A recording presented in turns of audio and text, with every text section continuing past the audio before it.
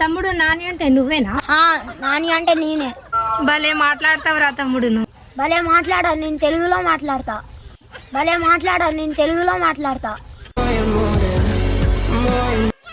బడికి పోతావారా తమ్ముడు? పోతన్నా పోతన్నా. ఏమైనా చదువు వస్తుందారా నీకు? చదువు నా దగ్గర రాదు, నేనే పోయి చదువుకుంటా. చదువు నా దగ్గర రాదు, నేనే పోయి చదువుకుంటా.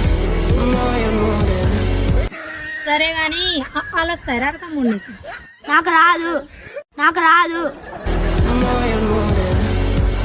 ఎందుకు రాదు తమ్ముడు నీకు?